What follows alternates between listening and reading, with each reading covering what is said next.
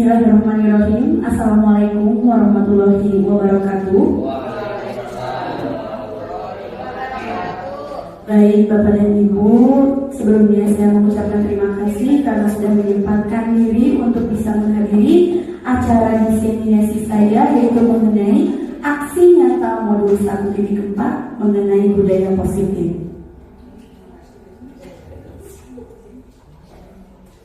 Oke, untuk judul aksi nyata ini yaitu berbagi pemahaman dan pengalaman belajar tentang budaya positif. Berikutnya izinkan saya untuk memperkenalkan diri juga orang-orang hebat yang membersamai saya selama mengikuti program guru penggerak ini. Yang pertama ada Ibu fasilitator saya, yaitu Ibu Rostini, SPD, SD, MPD. Yang kedua ada pengajar praktik saya, yaitu Bapak Arizal Ganjar Ramadan, SPDI. Dan yang ketiga adalah saya sendiri selaku calon guru penggerak Angkatan 9 Kota Bandung, yaitu Nenek Dewi Purwanti, SD, dari SDN 006 Batu.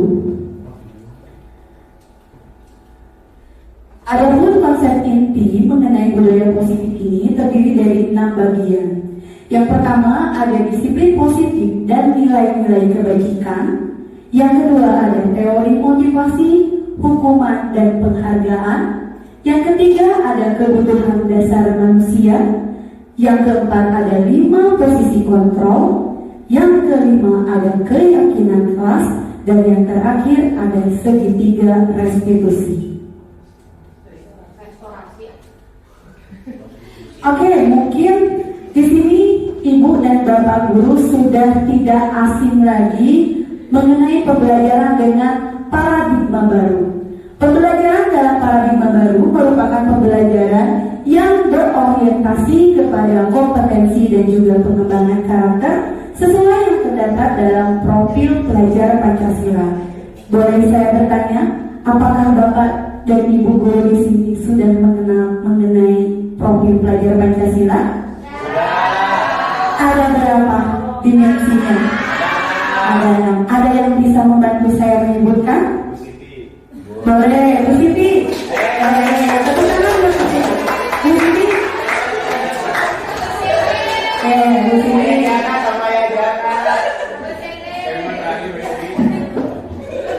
Beriman dan bertakwa.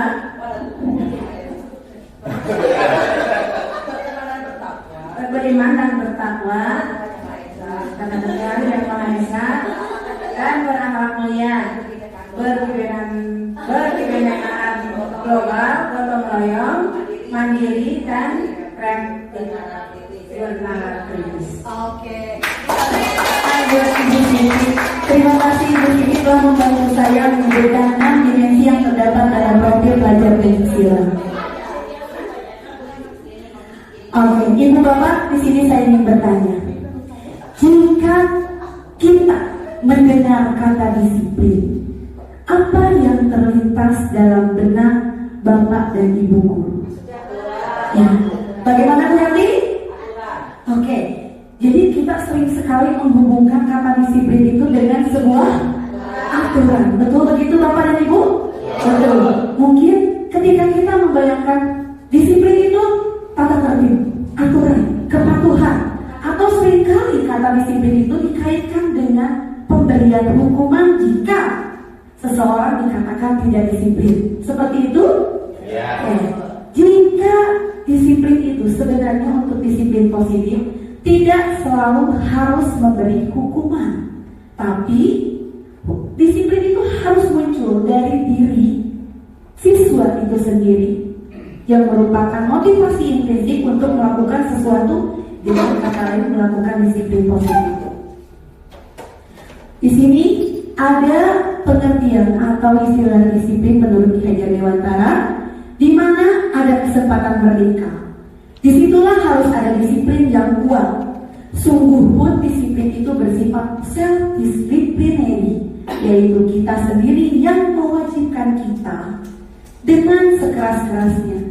Tetapi itu sama saja, sebab jika kita tidak cakap melakukan disiplin diri, wajiblah menguasai orang lain mendisiplinkan diri kita. Dan peraturan demikian harus ada di dalam suasana yang merdeka. Menurut Ki Hajar Dewantara ini, jadi arti kata merdeka di sini adalah murid harus mampu mendisiplinkan dirinya sendiri. Jikalau tidak bisa melakukan disiplin sendiri, maka diperlukan motivasi eksternal atau orang ketiga yang mampu membantu dirinya untuk melakukan disiplin yang positif. Dan berikut adalah beberapa pendapat mengenai disiplin positif. Yang pertama adalah menurut William Glasser pada teori kontrolnya tahun 1984 menyatakan bahwa setiap perbuatan pasti memiliki tujuan. Yang kedua adalah menurut Diana Clausen tahun 1998. Dengan demikian, nilai-nilai pencerahan yang dijalani yang diyakini seseorang, maka motivasi intrinsik akan terbangun. Jadi untuk mendisiplinkan seseorang haruslah memunculkan motivasi intrinsik yang terdapat dalam dirinya sendiri. Kemudian sehingga menggerakkan motivasi dari dalam untuk dapat mencapai tujuan mulia yang diinginkan.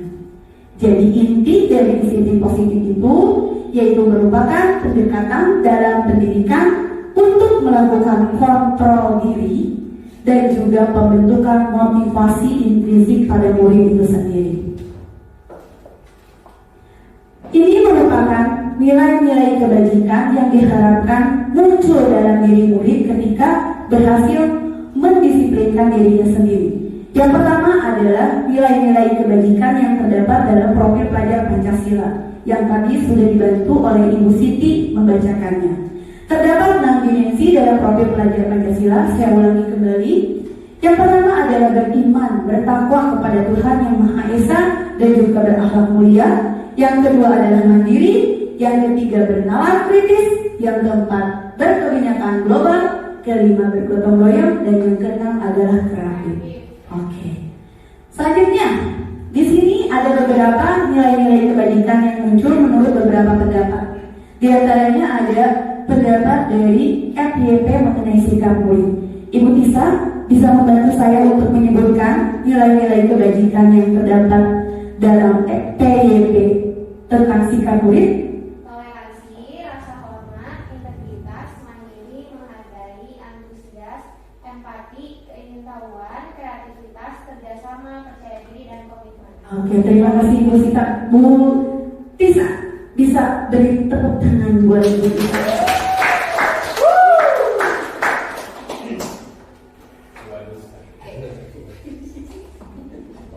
Berikutnya mengenai motivasi perilaku manusia, di mana motivasi perilaku manusia ini didasarkan atas 3 motivasi yang biasanya muncul.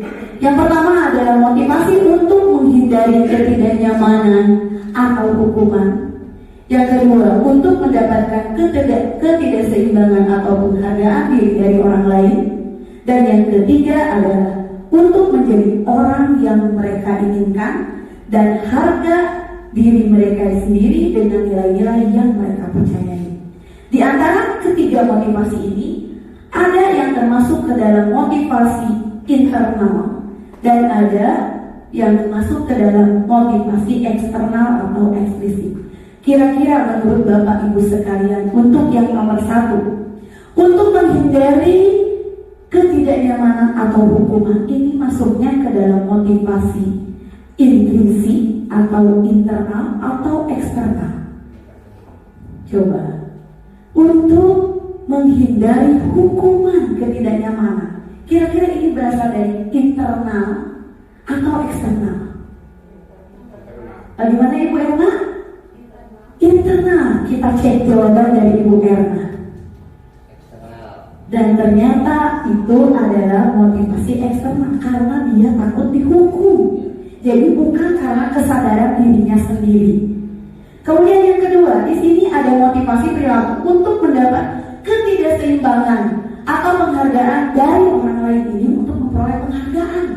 Kira-kira menurut Bapak Ibu sekalian, ini masuknya ke dalam motivasi eksternal atau internal? Bagaimana? Sebelah sini menjawab eksternal dan sebelah sana menjawab internal. Ada yang eksternal juga. Kita cek jawabannya. Dan ternyata untuk memperoleh penghargaan itu masuk ke dalam motivasi eksternal karena dia ingin dihargai, ingin diberi hadiah oleh orang lain.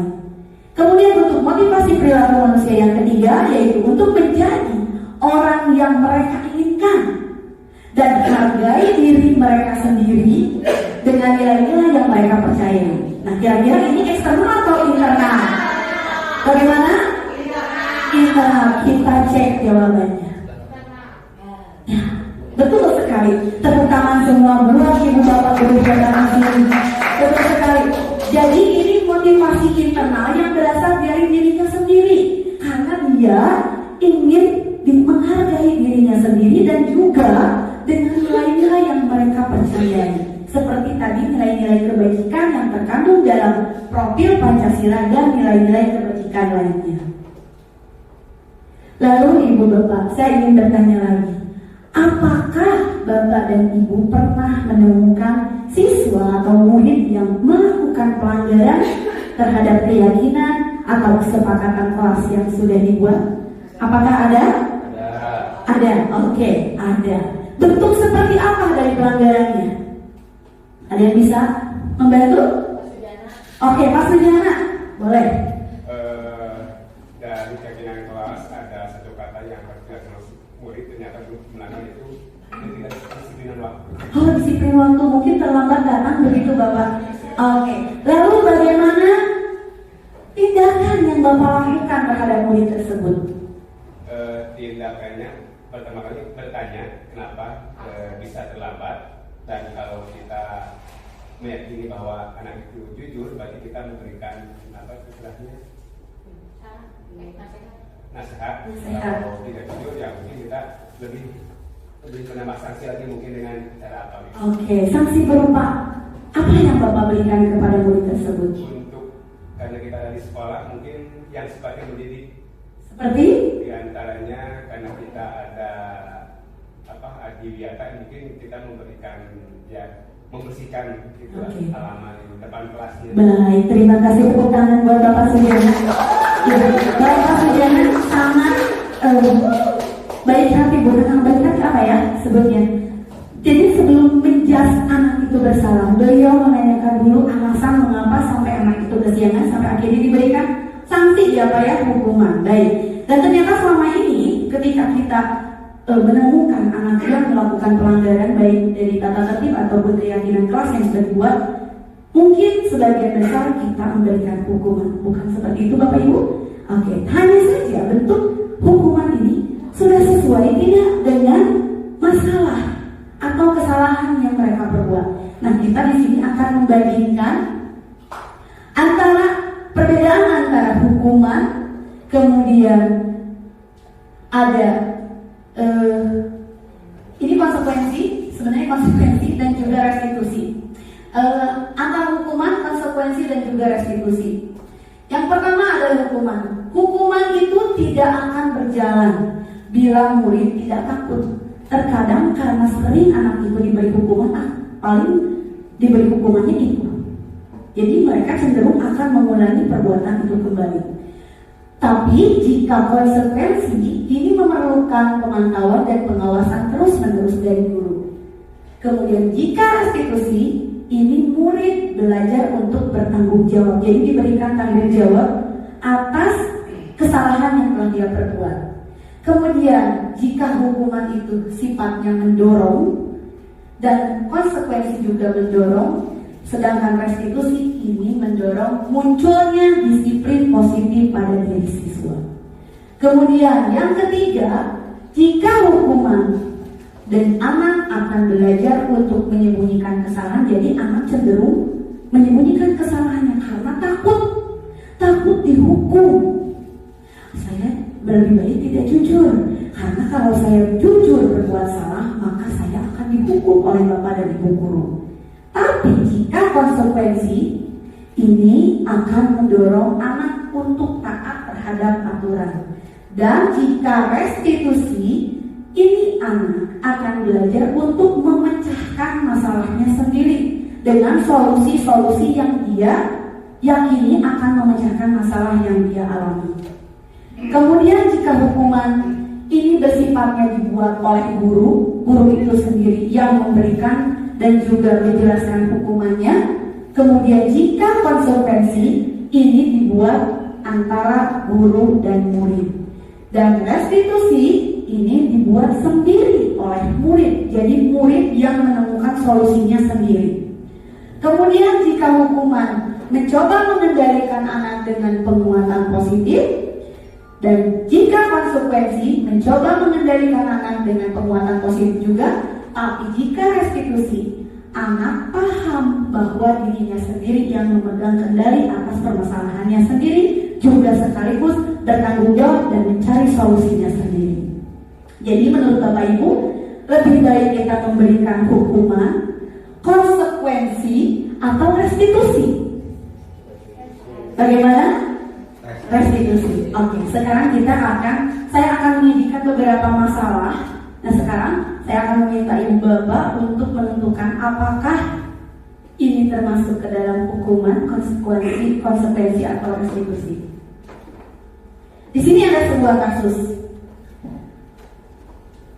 Lari mengelilingi lapangan basket 2 kali karena terlambat hadir di sekolah. Kira-kira menurut Bapak dan Ibu ini masuknya hukuman atau konsekuensi? Hukuman. Oke, kita cek jawabannya. Ternyata betul, hukuman. Karena apa, Bu? Ada yang bisa menjelaskan? Iya. Bagaimana, Bu? Bagaimana? Iya, karena di sini hukuman yang diterima tidak sesuai dengan kesalahan yang dia perbuat. Ya, jadi ini termasuk ke dalam hukuman, bukan konsekuensi. Karena kalau konsekuensi itu adalah berkaitan dengan kesalahan yang dia perbuat. Lanjut, Bu. Membersihkan coretan yang dibuatnya di meja tulis. Konsekuensi kita cek. Ternyata betul. Jawabannya adalah konsekuensi karena sudah sepadan dengan perbuatan yang dia lakukan. Next. Murid diminta untuk push up 15 kali karena tidak menggunakan masker. Bagaimana? Hukuman. Coba kita cek jawabannya. Ternyata betul, jawabannya adalah hukuman. Next. Saya boleh meminta tolong Bu Rusmini untuk membacakannya, Bu Rusmini. Menggantikan kertas tugas teman yang telah dicoret-coret. Nah, kira-kira ini apa, Bu? Konsekuensi. Oke, konsekuensi atau sanksi. Dan ternyata betul. Lagi. Coba Ibu Tisa. Berjemur di lapangan basket pukul 12 siang karena mengobrol dengan teman. Coba ini apa ini? Hukuman. Hukuman, kita cek. Wih, sudah pada hebat ini Bapak dan Ibu guru semuanya. Lagi, Bu. Bu Rika, tolong Bu Rika. Berdiri di depan kelas sambil mengangkat kaki satu karena tidak bisa menjawab pertanyaan. Nah, ini bagaimana ini? Hukuman. Hukuman atau konsekuensi? Kita cek hukuman. Oke, betul. Karena tidak sepadan dengan perbuatan yang dia lakukan. Kemudian Ibu Alu, bisa tolong dibacakan? Tidak kelihatan, Bu Alu. Membersihkan tumpahan air di meja tulis karena tersenggol saat belajar. Apa? Sanksi atau konsekuensi ya? Kita cek. Oke. Dan ternyata betul jawabannya adalah konsekuensi karena sepadan dengan perbuatan yang dia lakukan. Ini bagaimana nih? Kehilangan 10 menit jam istirahat untuk mengerjakan tugas karena terlambat datang dan tertinggal pelajaran selama 10 menit. Oke. Konsekuensi apa hukuman? Kita cek. Dan jawabannya betul sekali konsekuensi. Terakhir nih Bu. Lari mengelilingi lapangan basket 2 kali karena terlambat 10 menit untuk dalam pelajaran TJK. Konsekuensi atau hukuman? Kita cek. Konsekuensi, ternyata hebat. Tepuk tangan buat Bapak Ibu guru semua. Ya, ini tidak termasuk berbeda dengan kasus yang pertama tadi. Sama-sama dihukum berlari, tapi konteksnya berbeda.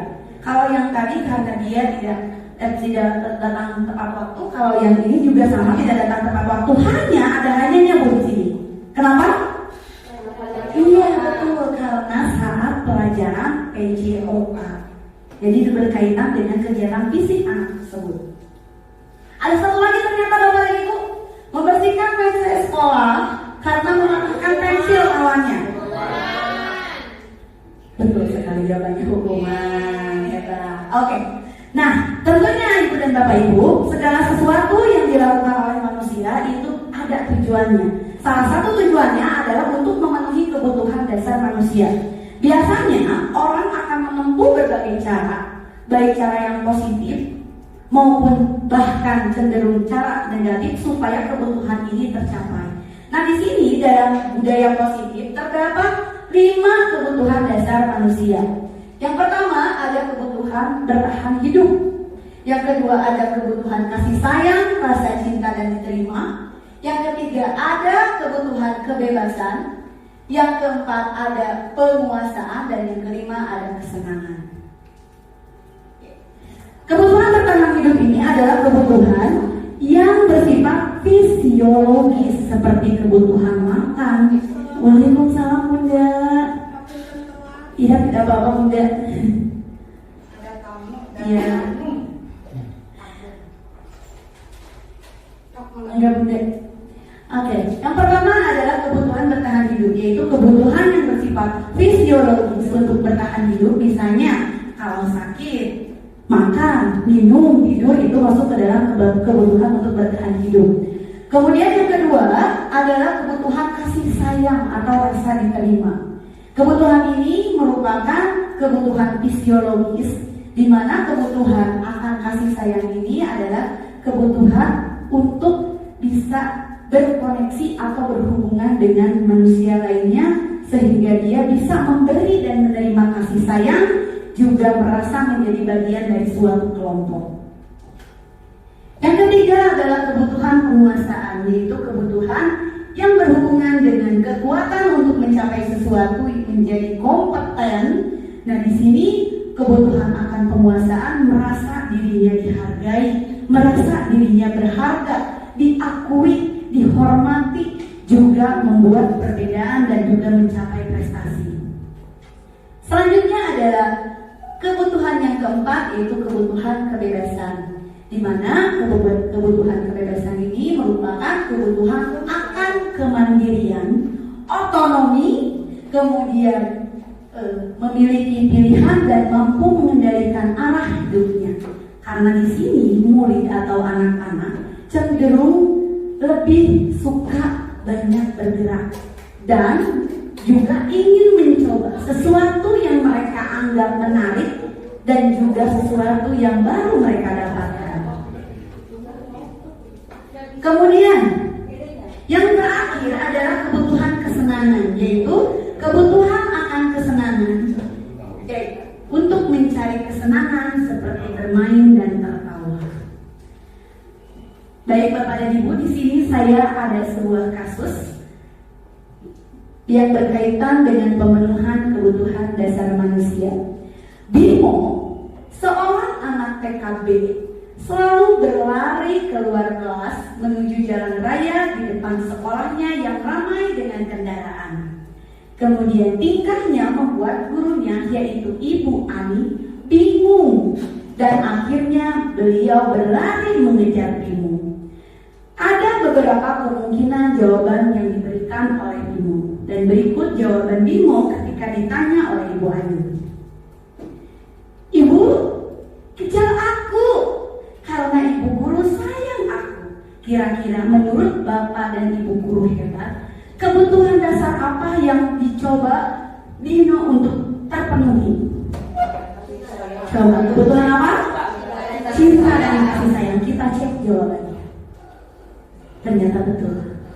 Bino di sini membutuhkan cinta dan kasih sayang. Terlihat dari kata-katanya, ibu kejar aku karena ibu guru sayang aku. Baik, kasus yang kedua. Ibu Saskia bisa membantu saya untuk membacakan? Dinda, seorang anak kelas 3 SD, begitu tiba di rumah, sepulang dari sekolah, menangis dan mengadu pada ibunya. bahwa dia benci pada Ibrani, gurunya. Menurut Anda, kebutuhan apa yang ingin dipenuhi oleh Dinda jika penjelasan seperti ini? Terima kasih Ibu Saskia, dan berikut adalah jawaban yang diberikan Dinda. Ibu guru bilang, aku tidak boleh bersenandung waktu mengerjakan tugas. Katanya harus tenang, tidak ada suara. Kan gak seru jadinya. Kira-kira ini adalah kebutuhan apa yang coba Dinda penuhi? Kebebasan, kesenangan. Apalagi jawabannya? Coba kita cek ya, apakah itu kesenangan atau kebebasan. Dan ternyata kesenangan. Kenapa? Karena di sini ada kata nggak seru jadinya. Lanjut, di sini ada kasus yang ketiga. Oke, Bapak Henry bisa membantu saya membacakannya? Tahun ini Dimas genap berusia 17 tahun. Ia senang sekali ketika ayahnya mulai mengajarkan cara menyetir mobil. Setiap akhir pekan ia berlatih menyetir. Ia terlihat senang sekali berlatih sampai akhirnya ia bisa menyetir mobil dengan baik dan lancar. Ketika ibunya bertanya pada Dimas, apa yang membuat dia ingin bisa menyetir mobil? Ketika jawaban Dimas adalah seperti ini, kebutuhan apa yang ingin dia penuhi? Dan berikut adalah jawaban dari Dimas. Aku merasa bangga dan keren. Coba, penguasaan kan? Oke. Kelas 5? Penguasaan kan? Kita cek jawabannya. Ternyata penguasaan. Betul, tepuk tangan buat Bapak dan Ibu guru yang ada di sini. Ya, ternyata apa yang dilakukan kita ataupun murid kita pasti ada tujuannya dan mereka mencoba untuk memenuhi kebutuhan dasar masing-masing. Kemudian sebagai seorang guru, tentunya ketika menemukan murid yang melakukan kesalahan atau melanggar sesuatu tata tertib, ada tindakan yang dilakukan. Dan tindakan itu tidak terlepas dari 5 posisi kontrol guru. Yang pertama ada penghukum, yang kedua adalah pembuat rasa bersalah, yang ketiga adalah posisi teman, yang keempat adalah pemantau, dan yang kelima adalah posisi manajer. Kita akan kupas satu persatu.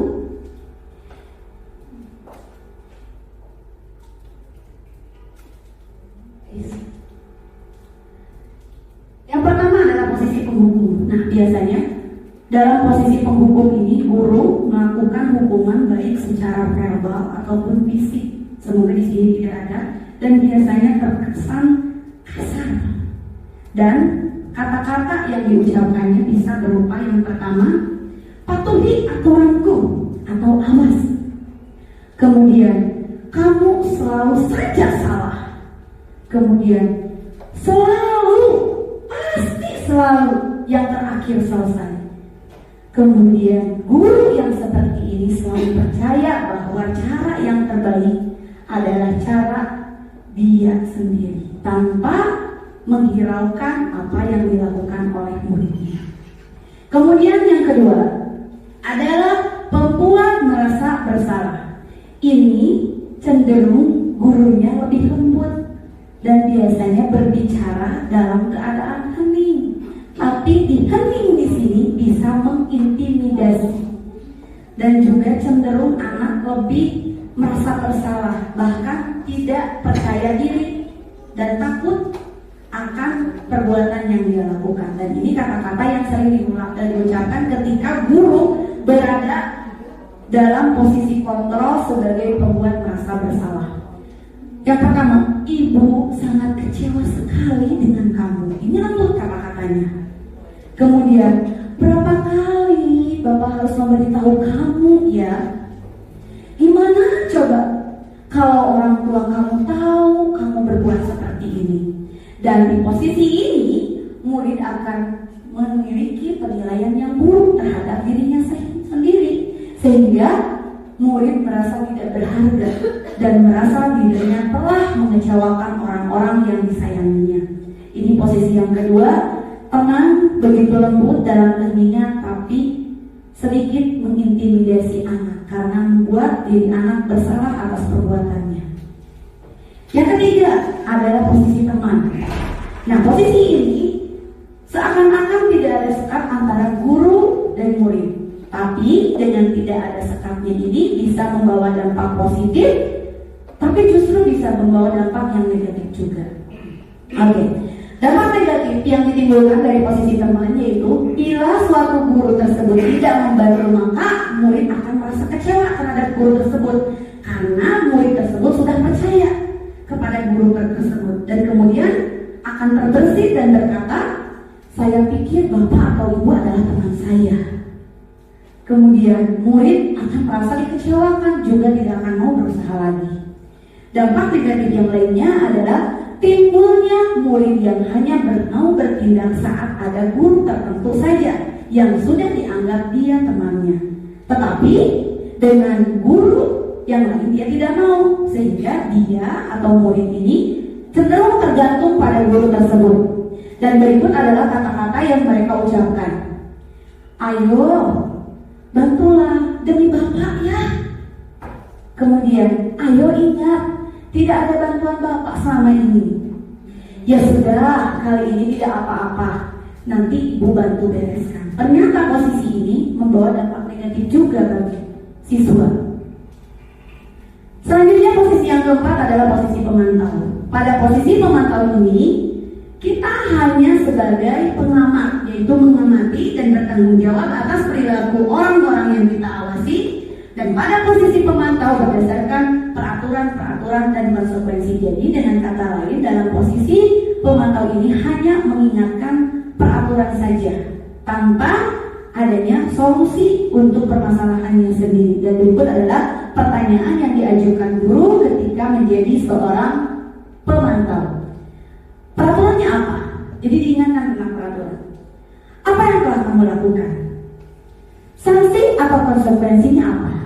Jadi diingatkan saja, dikaitkan dengan peraturan yang telah dibuat. Tapi ketika guru di posisi manajer, di sini murid diberikan kesempatan untuk mencari solusi atas permasalahan yang dia lakukan. Dan berikut adalah kata-kata yang diberikan oleh posisi manajer. Apa yang kita yakini? Maksudnya di sini adalah dikembalikan lagi ke dalam keyakinan kelas yang sudah disepakati sebelumnya. Apakah kamu meyakininya? Jika kamu yakin, apakah kamu bersedia memperbaikinya?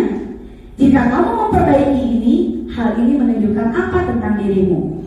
Kemudian apa rencanamu untuk memperbaiki hal ini? Nah di sini guru dan murid duduk bersama sehingga guru tidak mengingatkan tentang peraturan lagi, tapi di sini siswa lah yang diberikan kesempatan untuk menyelesaikan dan mencari solusi atas permasalahannya sendiri. Next, Bapak Ibu, di sini ada beberapa pertanyaan yang diajukan oleh guru ketika muridnya melakukan kesalahan atau pelanggaran terhadap keyakinan kelas. Yang pertama, dan kita akan mencari apakah ini masuknya ke dalam posisi penghukum, pembuat rasa bersalah, manajer, pemantau atau teman. Coba Ibu Bapak Ibu. Yang pertama, pernyataannya, saya kecewa sekali dengan kamu. Coba kalau kira-kira ini masuknya ke dalam posisi kontrol yang mana? Apa? Pembuat rasa bersalah. Kita simpan dulu ya Pak jawabannya. Yang pertama adalah pembuat rasa bersalah. Kemudian yang kedua, pernyataannya, kamu tidak pernah benar melakukannya. Sama. Oke. Kamu tidak pernah benar melakukannya. Kira-kira ini guru dalam posisi kontrol apa? Pengukur. Kita simpan dulu pengukur sebelah merasa bersalah. Dan yang ketiga, ayolah lakukan ini demi saya ya. Teman. Oke, kita keep dulu jawabannya. Dan yang ketiga, bagaimana kamu bisa menyelesaikan masalah ini? Kira-kira apa nih? Posisi apa nih? Manajer. Keep dulu jawabannya. Dan yang terakhir, kamu tidak akan mendapatkan bintang jika kamu tidak menyelesaikan tugas. Penghukum, kita cek jawabannya. Dan ternyata untuk pernyataan yang pertama, saya kecewa sekali dengan kamu. Betul sekali, jawabannya adalah pembuat rasa bersalah. Di sini lebih lembut, tapi terkesan mengintimidasi anak. Jadi dia tidak percaya diri dan merasa telah mengecewakan orang banyak. Kemudian, kamu tidak pernah benar melakukannya. Ternyata di sini guru sebagai posisi penghukum. Selanjutnya, ayolah lakukan demi saya ya, teman. Karena di sini terlihat ada kata-kata yang akrab ya. Oke, dan yang terakhir, yang keempat, bagaimana kamu bisa menyelesaikan masalah ini? Jadi ini diberi, coba Bu, bandingkan dengan yang kelima. Apakah ada perbedaan? Ada. Perbedaannya apa? Ada yang bisa mengemukakan pendapatnya? Yang keempat disuruh untuk mencari solusi. Kalau yang kelima Pak? Ada apa? Ada ancaman. Ada ancaman di sini dan juga tentang peraturan kamu tidak akan diberi lipat. Jadi di sini kita mau memposisikan diri kita sebagai posisi kontrol yang mana? Saya kembalikan kepada Bapak dan Ibu guru sekalian ya. Yang mana Bu yang paling tepat? Di posisi mana? Manajer ya. Tepuk tangan buat semuanya. Jawabannya sudah benar semua ya. Lanjut. Ibu, kita sekarang berganti ke dalam keyakinan kelas. Bapak dan Ibu, apakah sudah pernah membuat keyakinan kelas di kelasnya? Pernah. Biasanya pembuatan keyakinan kelas itu kapan dilaksanakannya? Adakah tujuan yang Bapak Ibu inginkan dari pembuatan keyakinan kelas? Ada. Siapa yang bersedia mengemukakan pendapatnya? Apa tujuannya? Aulia. Oke, Bu Aulia. Bagaimana Bu Aulia? Oke, ada siswa lebih disiplin Bapak Ibu. Bagaimana? Apakah sama semuanya memiliki tujuan seperti Ibu Aulia? Sama. Oke, di sini mengapa harus keyakinan kelas? Karena dengan keyakinan kelas ini seseorang akan lebih tergerak dan juga bersemangat untuk menjalankan keyakinannya dibandingkan hanya sekedar mengikuti serangkaian peraturan tertulis yang tanpa makna. Karena keyakinan kelas ini dibuat bersama antara guru dan murid. Kemudian bagaimana cara pembuatan keyakinan kelas? Nah di sini guru membuat kesepakatan atau keyakinan kelas bersama murid untuk mewujudkan keyakinan kelas. Dan keyakinan kelas ini berisi tentang pernyataan-pernyataan universal yang diakui bersama. Jadi dibuat bersama, dilakukan bersama, dan juga untuk bersama. Berikut adalah langkah-langkah dalam pembuatan keyakinan kelas. Yang pertama adalah keyakinan kelas itu berupa pernyataan-pernyataan universal. Yang kedua, pernyataan keyakinan kelas selalu dibuat dalam bentuk atau kalimat positif. Kemudian keyakinan kelas hendaknya tidak terlalu banyak kata. Kemudian keyakinan kelas ini juga bertujuan, dengan tidak terlalu banyak kata ini bertujuan agar mudah diingat dan mudah dipahami oleh setiap warga kelas. Yang keempat, keyakinan kelas sebaiknya sesuatu yang dapat diterapkan di lingkungan tersebut. Dan keyakinan kelas, dengan keyakinan kelas semua warga kelas hendak ikut berkontribusi dalam pembuatan keyakinan kelas melalui kegiatan curah pendapat. Nanti kita akan praktekkan tentang pembuatan keyakinan kelas. Dan berikut adalah kegiatan pembuatan keyakinan kelas yang saya lakukan di awal tahun pelajaran.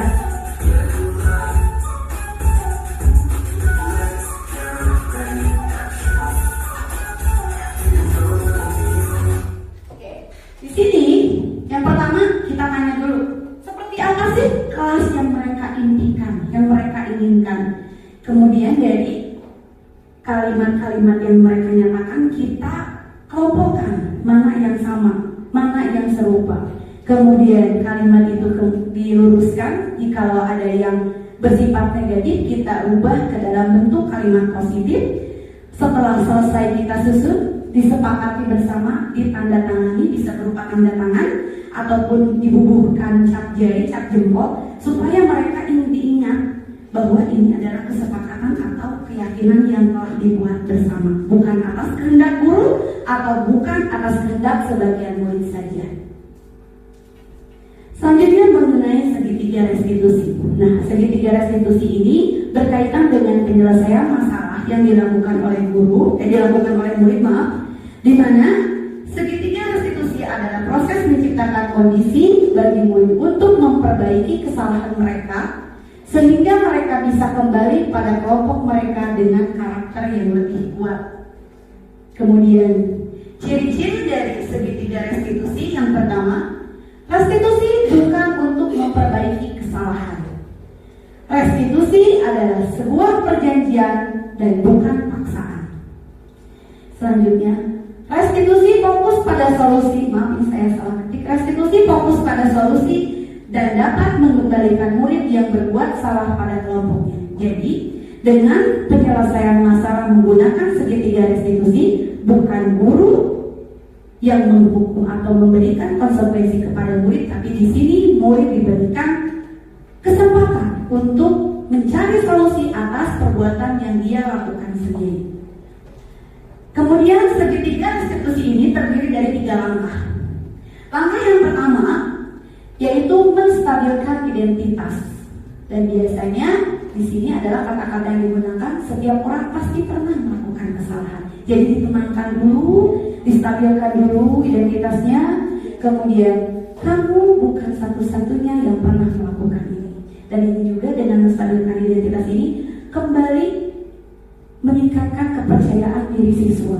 Jadi tidak menyalahkan siswa, tapi juga dia mencoba memberikan kesempatan kepada murid untuk merenungi kesalahan yang dia lakukan. Kemudian langkah yang kedua adalah validasi tindakan yang salah dengan beberapa pertanyaan. Kamu tentu punya alasan mengapa melakukan itu. Kemudian, adakah cara yang lebih efektif untuk mendapatkan apa yang kamu butuhkan? Jadi ditanya dulu solusinya apa dari permasalahan yang dia buat. Kemudian yang terakhir adalah langkahnya menanyakan keyakinan, diingatkan kembali tentang keyakinan kelas yang telah dibuat bersama. Dengan beberapa pertanyaan yang bisa digunakan, keyakinan kelas apa yang telah kita sepakati, diingatkan. Kemudian, kamu ingin menjadi orang yang seperti apa jika berbuat demikian? Oke. Kita ulangi. Yang pertama adalah menstabilkan identitas. Nah, pada tahap ini, guru harus memposisikan seolah-olah guru merasakan apa yang dia rasakan, sehingga dapat menenangkan jiwa siswa, kemudian mengubah identitas gagal menjadi identitas yang berhasil. Dan ini adalah kata-katanya, berbuat salah itu tidak apa-apa. Tidak ada manusia yang sempurna. Saya juga pernah melakukan kesalahan seperti itu. Mari kita bisa menyelesaikan ini. Kemudian, Bapak atau Ibu tidak tertarik mencari siapa yang salah, tapi ingin mencari solusi dari permasalahan ini. Dan kamu berhak merasa begitu. Next, validasi tindakan yang salah. Pada tahap ini, guru mencari tahu alasan dari suatu perbuatan yang dilakukan oleh siswa dengan atau tujuan dari setiap tindakan tersebut. Ini adalah kata-katanya, padahal kamu bisa melakukan yang lebih buruk dari ini ya. Kemudian kamu pasti punya alasan mengapa melakukannya. Dan selanjutnya, kamu patut bangga pada dirimu sendiri karena kamu telah melindungi sesuatu yang penting buatmu. Kemudian, kamu boleh mempertahankan sikap itu, tapi kamu harus menambahkan sikap yang baru, yang lebih baik. Dan yang terakhir adalah menanyakan keyakinan. Pada tahap ini, guru mengajak siswa untuk mengetahui bagaimana cara dia menyelesaikan masalah dengan menimbulkan dorongan intrinsik atau motivasi pada diri siswa itu untuk memotivasi dirinya mencari atau mencapai nilai-nilai kebaikan dengan kata-kata apa yang kita percayai sebagai kelas atau keluarga. Kemudian apa nilai-nilai umum yang telah kita sepakati, apa bayangan kita tentang kelas yang ideal, dan selanjutnya kamu mau menjadi orang seperti apa. Dan berikut adalah contoh penerapan segitiga restitusi pada permasalahan yang saya temukan di kelas. Ada sebuah kasus, yaitu Akila, siswa kelas 5 kedapatan sedang mengerjakan PR matematika di sekolah sebelum pembelajaran dimulai. Yang pertama, menstabilkan identitas.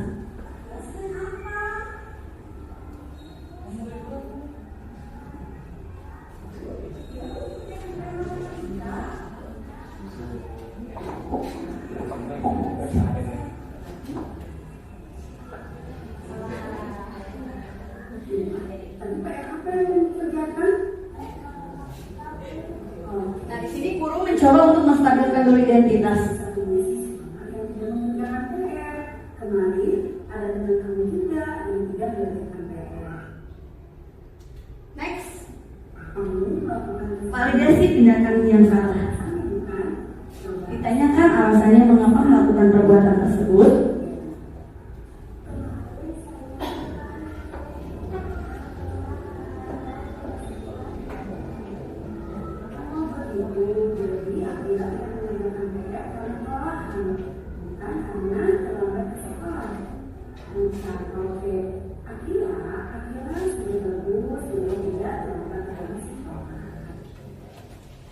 Selanjutnya adalah menanyakan keyakinan kelas yang telah disepakati. Dan siswa diberikan kesempatan untuk mencari solusi. Kira-kira tanggung jawab itu penting tidak? Untuk kedepannya apa yang dilakukan?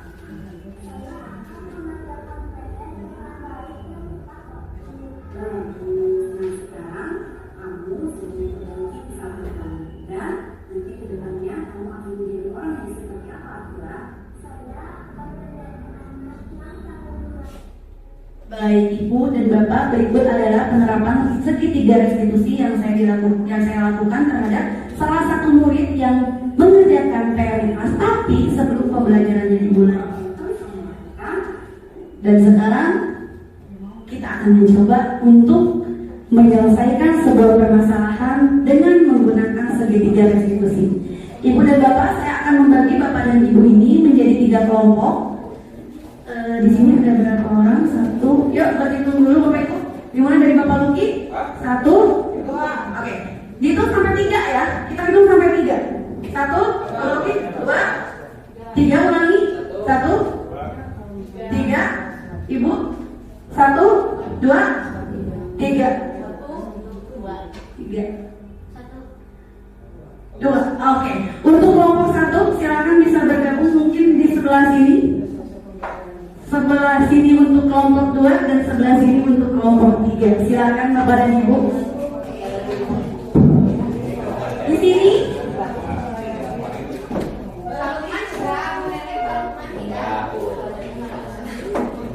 Ya.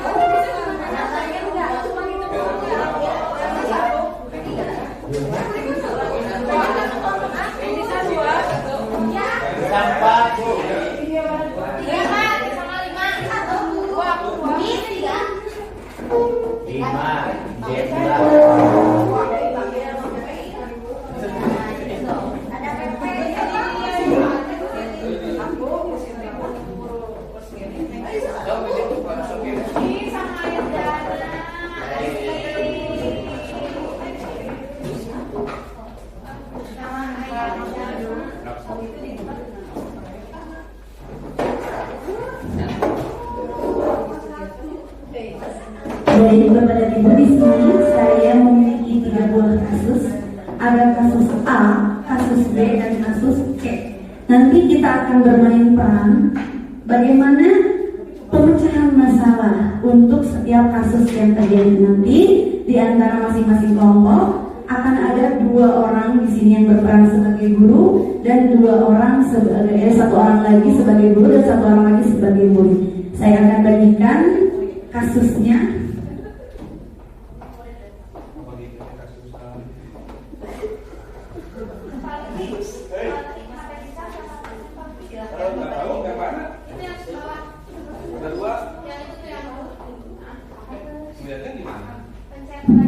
Silakan Bapak dan Ibu analisis dulu kasus tersebut.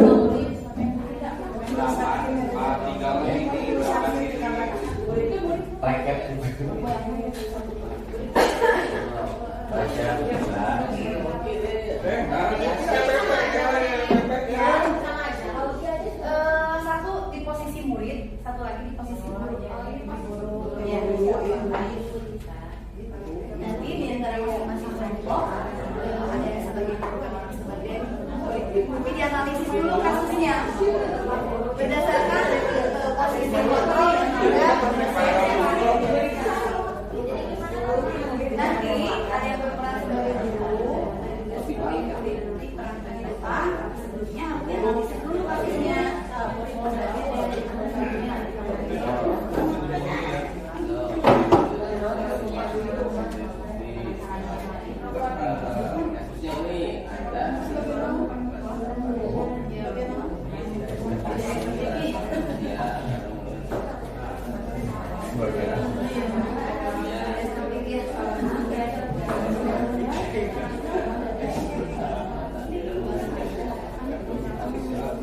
siapa namanya disebutkan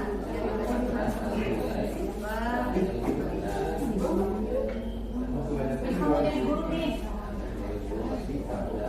Jadi kalau misalkan kita guru ya berarti ada yang maksudnya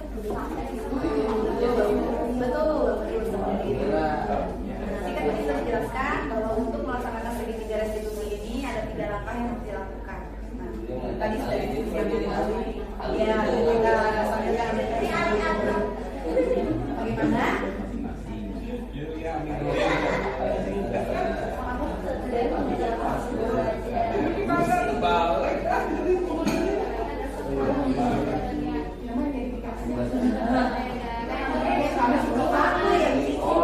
ya kita sampaikan bagaimana ini kasus ayah pokoknya kalau kita warung kayak ngebuang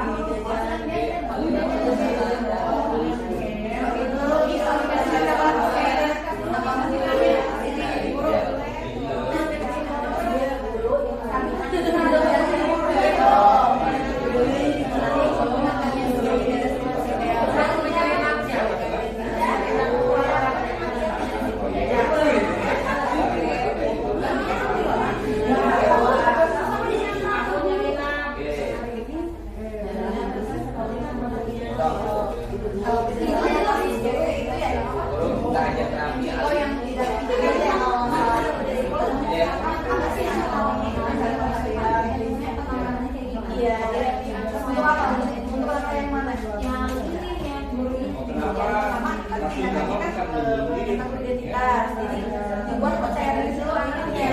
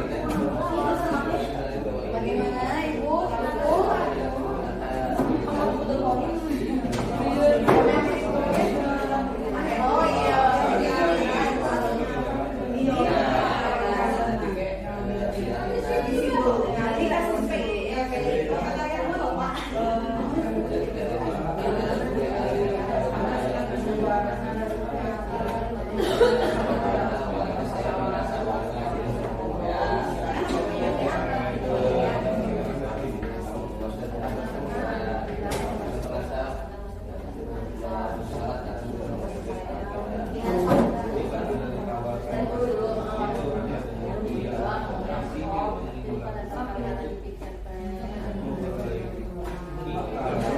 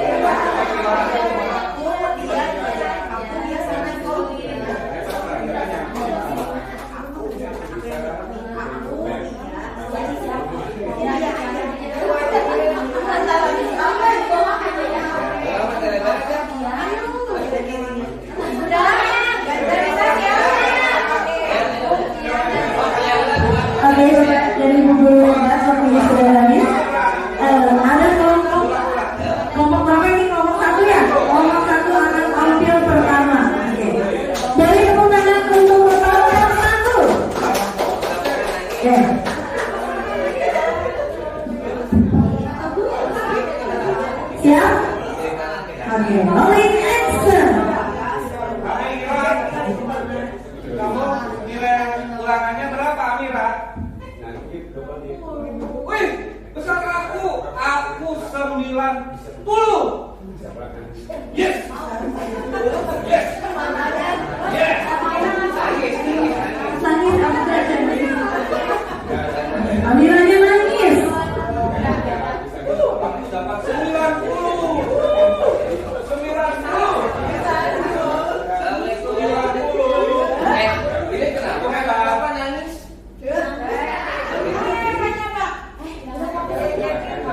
Amira kenapa ya?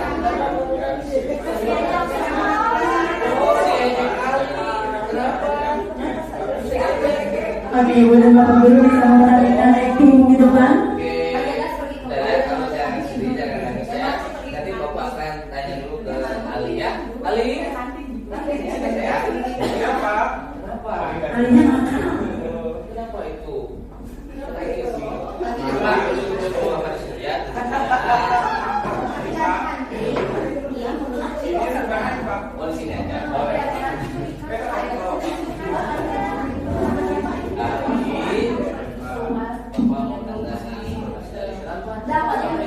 Katanya Amira.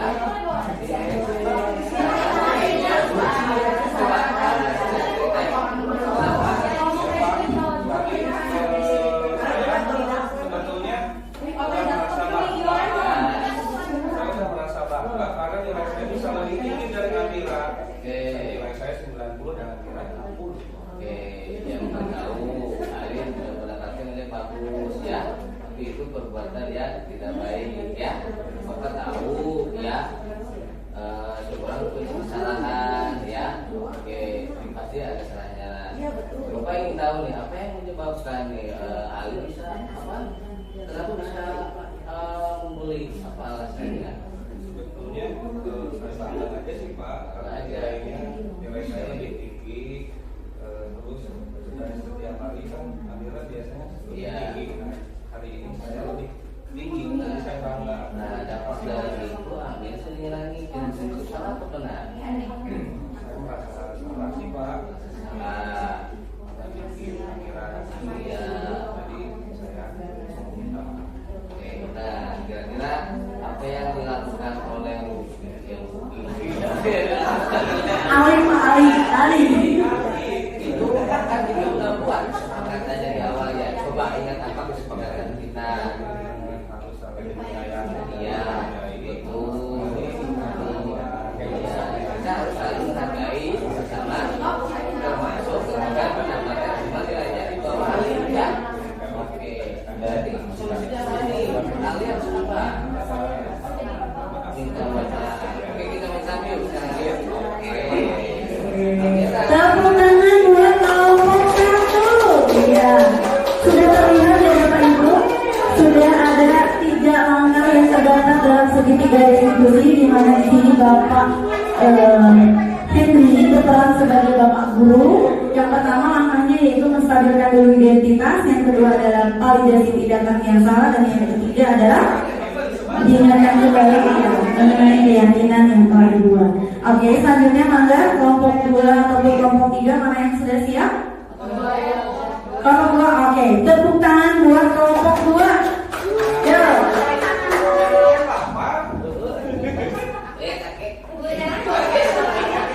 mangga.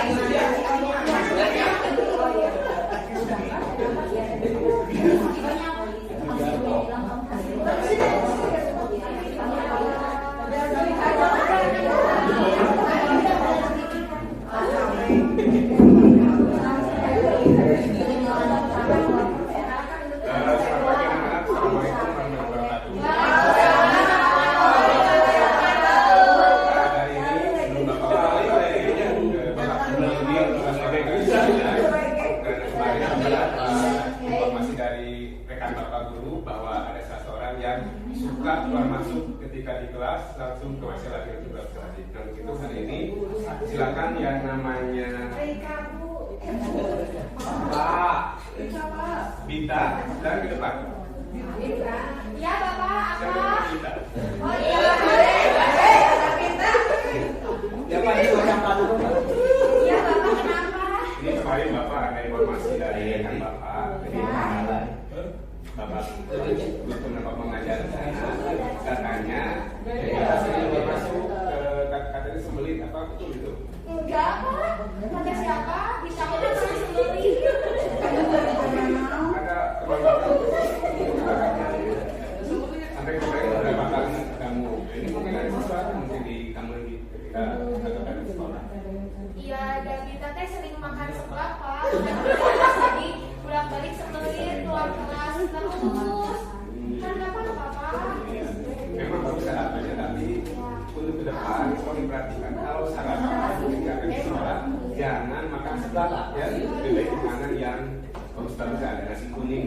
tempat dan sebagainya. Jangan pulang kalau pulang jarak.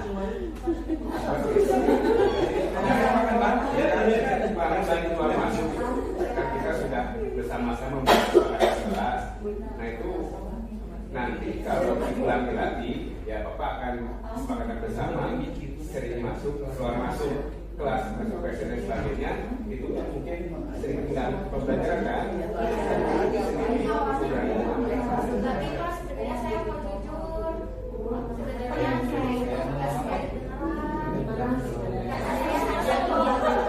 saya ingin mencari perhatian sama dianggap Pak itu sebenarnya Jadi kesimpulannya bahwa kamu sering keluar masuk kelas, sering keluar masuk PC. Ini pertama kamu tidak boleh sama sekali. Ya. Yang kedua, ketika kamu akan keluar, permisi, jangan memegang perut supaya teman-teman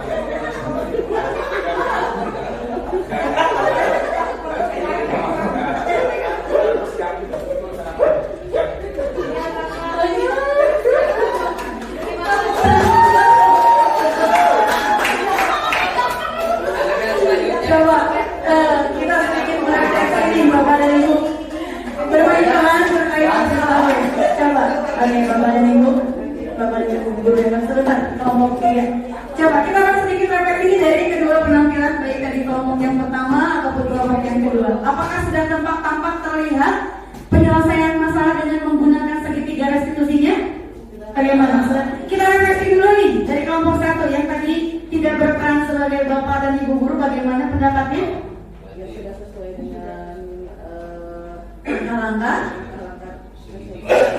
sudah resolusi karena yang pertama sudah ada guru menenangkan dulu siswa yang menangis, lalu guru juga menanyakan yang membuat yang penyebab Amira menangis. Kemudian diberikan solusi bagaimana supaya Amira tidak menangis lagi dan akhirnya meminta maaf. Meminta maaf. Oke, jadi menurut bapak dan ibu di sini sebagai pengantar ya, merefleksi dari kegiatan tadi bahwa ketiga langkah dalam segitiga restitusi ini telah terpenuhi ya. Oke, baik, terima kasih kelompok satu. Sekali lagi tepuk tangan buat kelompok satu. Nah, selanjutnya kelompok dua ini bagaimana para anggota kelompok dua yang lain refleksi dari kegiatan yang berperan sebagai guru dan murid. Apakah sudah sesuai dengan langkah-langkah yang terdapat dalam segitiga restitusi? Boleh, silakan urus ini.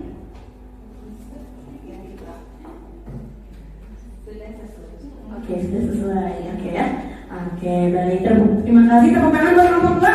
Dan terakhir sekarang kelompok bungsu nih, kelompok tiga. Silakan mangga untuk bermain peran.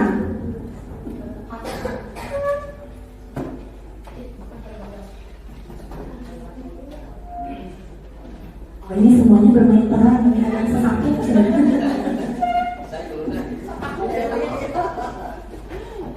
Salah bawang merah tadi.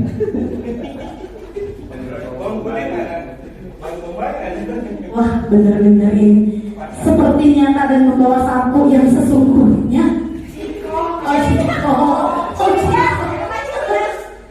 Berarti ini kita bukan Ciko tapi Cika ya. Oke, siap. Silakan.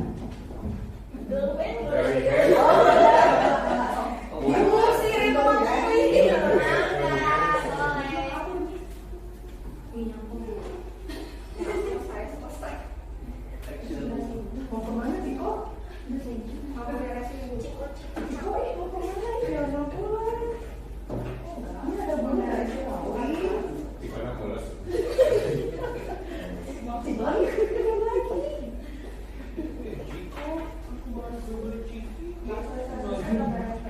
Ini nanti dimarahin loh sama Bu Guru. Biarin aja.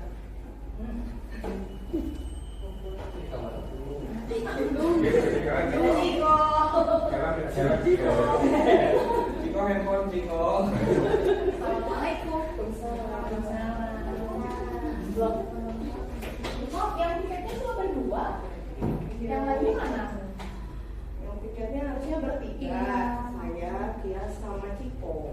Dikonya kemana? Nggak tahu. Tadi langsung beres-beres, nggak tahu kemana. Langsung keluar. Bulas Bu. Ada yang bilang mulas. Nih, coba ibu cek dulu ya. Oh iya 11 sih. Sini kan. Yang mau 11 nih. Sini nak. Ya belum sebentar. Betul namanya emang Oh. Udah mantap. Betul lah kata teman-teman, harusnya hari ini kamu melaksanakan piket dan kamu pergi dari kelas. Tapi aku sudah piket, Bu. Kata teman-teman, kamu tadi pergi membawa tas. Iya, Bu. Aku lapar. Dan sudah pulang, Bu. Oh, sudah sore, Bu. Oke, Bu mau tanya, apakah yang kamu lakukan itu sudah benar? Belum sih. Sesuai dengan keyakinan kelas kita. Coba apa yang tidak sesuai dengan keyakinan kelas kita? Bekerja bersama-sama, Bu. Nah, itu bekerja bersama-sama. Jadi keyakinan kelas kita tercantum ya, bekerja bersama-sama teman, bertanggung jawab. Apakah yang kamu lakukan itu tidak sesuai dengan keyakinan kelas? Tidak sesuai. Nah, setelah itu, apakah kamu akan melakukannya lagi?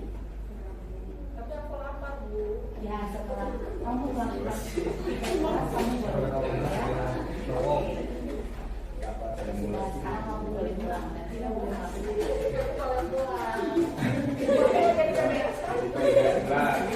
Oke, kita tangan. Ini saya bingung mau bertanyanya karena keempatnya ini Semuanya berperan, jadi siapa yang akan merefleksi? Coba semuanya saya, bagaimana? Dari kelompok 3, menurut kita refleksi sendiri ya, bermain peran ini yang berperan sebagai guru dan atau sebagai murid, apakah sudah sesuai dengan langkah-langkah yang terdapat dalam segitiga restitusi? Sesuai. Oke, semuanya sudah sesuai. Dimulai dari langkah apa saja tadi? Yang pertama? Iya, validasi. Kemudian validasi tindakan yang salah. Yang ketiga adalah mengingatkan kembali akan keyakinan kelas. Oke, tepuk tangan buat bapak dan guru hebat semuanya. Nah, tadi kita sudah mempraktekkan bagaimana cara penerapan segitiga restitusi dalam tindakan siswa yang kita anggap telah melakukan pelanggaran terhadap keyakinan yang telah kita sepakati. Ada yang ingin ditanyakan Bapak dan Ibu, mangga? Silakan. Ada pertanyaan?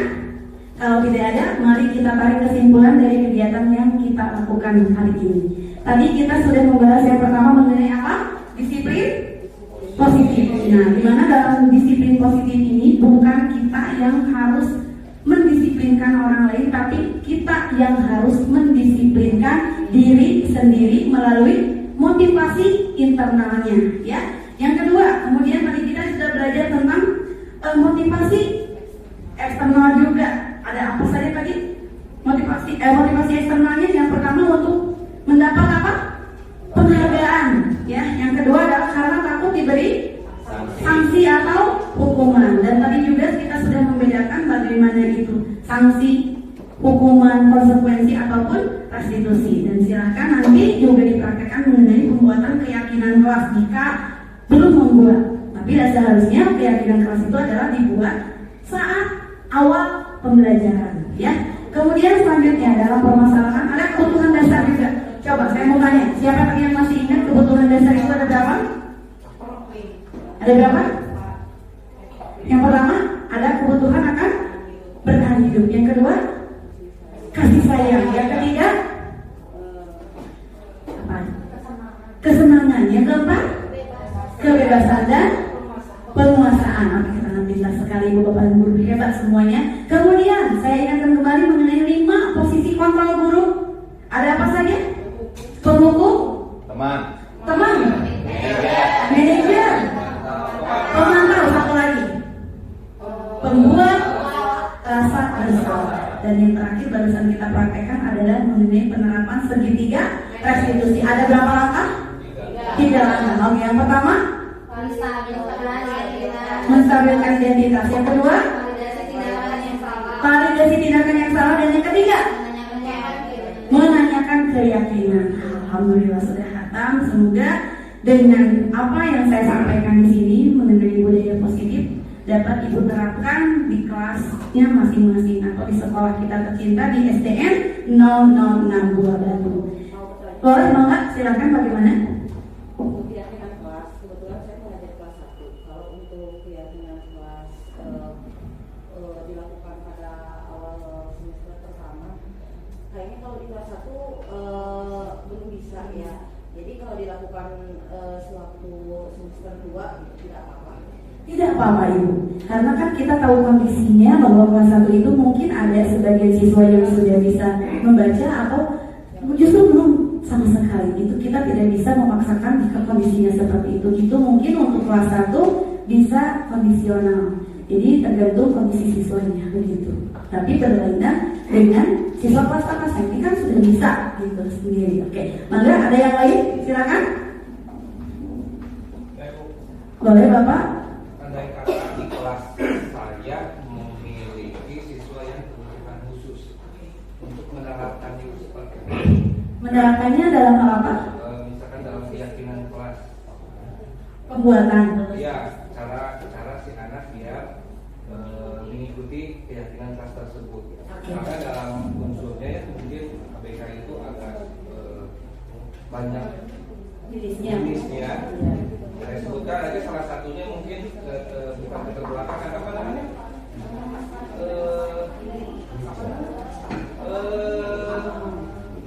Ya itulah pokoknya lupa lagi nama. Jadi inti dari pertanyaan Bapak adalah bagaimana menerapkan keyakinan kelas jika siswanya memiliki kebutuhan khusus. Sebenarnya Bapak dan Ibu, kita selaku guru tidak bisa serta-merta ya Pak ya menjas bahwa siswa tersebut memiliki kebutuhan khusus tanpa ada sentuhan dari seseorang yang memiliki keahlian atau lebih tepatnya adalah psikiater. Dan dalam hal penerapan keyakinan kelas, Bapak kita mungkin belajar tentang pembelajaran berdiferensiasi atau sebelumnya kita juga pernah mengupas mengenai pembelajaran diferensiasi. Nah, nanti Bapak bisa menyesuaikan Bapak nanti bisa menyesuaikan bagaimana kondisi siswa tersebut dan kita tidak boleh memaksa. Karena kan tadi ingat kita ada 5 posisi kontrol kan Pak. Nah kita kembali lagi ke sana ke dalam 5 posisi kontrol tersebut. Oke, Mangga Bapak dan Ibu yang lainnya? Tidak ada? Jika tidak ada, mungkin sekian pemaparan saya kali ini. Semoga ilmu yang saya berikan bisa bermanfaat dan bisa diterapkan oleh Bapak semua. Mohon maaf apabila banyak kesalahan, banyak kehilapan. Kemudian untuk selanjutnya, oke, ada yang ditanyakan tuh bisa? Tidak ada, oke. Nanti sakit perut lagi. Sekali lagi terima kasih atas waktu yang telah diberikan untuk mengikuti kegiatan disabilitas ini. Sebelum kita luar ada jawaban Ibu oleh buat Bapak Ibu semua mungkin sudah tahu dan sudah mengenal juga. Jika saya berkata guru bergerak, Ibu Bapak menjawab tergerak, bergerak, menggerak. Sekali lagi, guru bergerak, bergerak, bergerak, menggerak. Sekali lagi ya, guru bergerak, bergerak, bergerak, menggerakkan. Oke, terima kasih. Wassalamualaikum warahmatullahi wabarakatuh.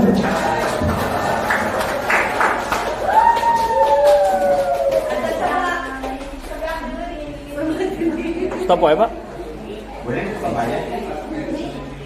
Camera ready, action. Yeah, like